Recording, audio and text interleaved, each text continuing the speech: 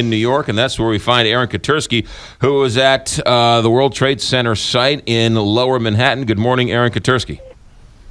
Good morning, McGraw. It was 14 years ago. This spot was the site of fire and ash and wreckage and utter hell. And today we're on a brick plaza with a grove of oak trees and the memorial pools marking the footprints of the original Twin Towers, and family members who have come to hear the names, to see the parapets where those names are etched. Many of them are clutching photos of their loved ones. They'll hear the names, they'll hear moments of silence, they'll hear the tolling of bells. The area itself, as you mentioned, those reflecting pools, the outlines of where the towers once were, the new One World Trade Center, the museum, that area has been completely transformed in the last 14 years. Oh, it sure has. This was a construction pit for so long, and the families had to walk down a ramp to basically stand on dirt for this memorial. And now it's an entirely different experience that's going to be open to these families first today, but then to the public. And last year when they did this for the first time, 20,000 people came here just on 9/11 to be here and to reflect. And they'll do that again this year, open up the museum where more than 3 million people have already come to visit in just a year and a half.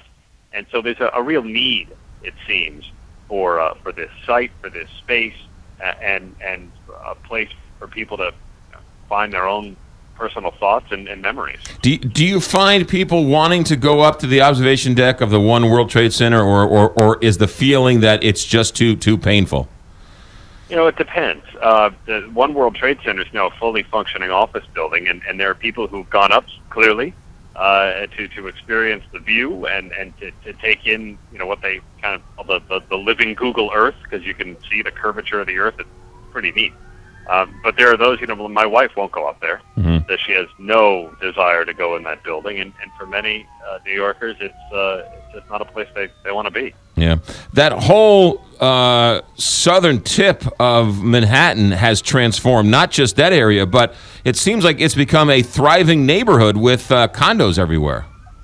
Oh, it sure has. It sure has. And it's not a matter of just condos, but I mean, there's life here again. And this neighborhood was never really a livable neighborhood. This was not a place where you'd hang out. It was a kind of closed up shop after hours, and there was no sunlight. The Twin Towers sort of eviscerated the sunlight, but now it's a thriving neighborhood, one of the most popular in the city. Yeah, and people are living and working and breathing again down here, and have reclaimed this space. I think that may be the most important. That it's a site for the living now, and not just a graveyard for the dead. One of the things, and Aaron, we've talked throughout the years on this anniversary and talked about it from every angle. One of the things that I am most shocked and most proud of, I guess, every time I go visit there, is that it really is a site for the world to see. It has become a place where the world comes to sort of pay their respects, and it's Muslims and Jews and Catholics and young and old and black and white. I mean, it is truly a cross-section of the world that comes and visits that site. It's an amazing thing because everybody is here for their own personal reason. I mean, the place is laden with emotion and memory and politics, and some of it's ugly and some of it's awful and some of it's poignant, and some family members find it to have a healing effect. But that's the neat thing about the place is you come at it and you can carve out your own personal space and kind of filter all that out and approach 9/11 if you want to do it from a personal memory, from history. If you want to, check out disaster porn in the museum, you can do that. I mean, but there's so much here, and it seems like there's something for everybody. Yeah. Aaron Katersky live at the World Trade Center site in New York on the 14th anniversary. Aaron, thanks for checking in. Thanks, McGraw. 7:25 here, Big 550 KTRS. We should say it's 8:25 in New York, and at 8:45, so in about, what is that, 20 minutes from now, they're going to have a moment of silence to mark the first plane into the World Trade Center. I was there and I went up into the World Trade Center, and the only way I can understand why his wife would not want to go up. I have some family members who say I can't do it. Just the sheer emotion of it all. But if you can, and I'm not saying you should or you shouldn't, but if you feel like you want to, I tell you, it is one of the most extraordinary experiences, just in terms of how they put it all together. And the way they show it, and the way you sort of come, I mean, you can see the curvature of the Earth. The pictures are extraordinary. We were there at sunset, and I mean, it was phenomenal. It was one of the most amazing things I've ever done. It's amazing, yeah, the technology, and I can understand too. You know how some people would not want to go up, and you lost a family member, right, a loved one.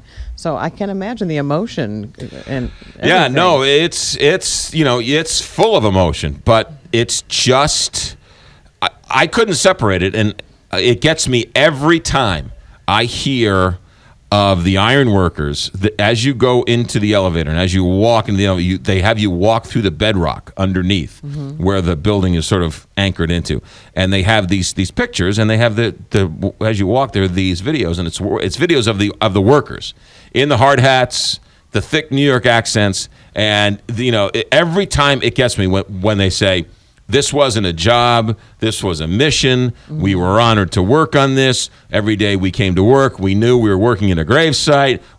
Every single time I hear those iron workers, those people, those workers talk about building that it gets me every time. It gets me hearing you say it just now. Every time. I can't, so you're walking through, and that's how it starts. And then it builds from there. It's phenomenal. But it took all these years later.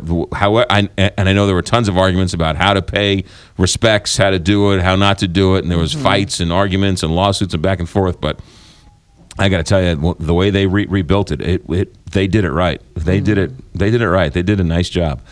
All right, 7:28 here. Traffic, weather, and news straight ahead. Big 550 KTRS. Let me tell you about Dr.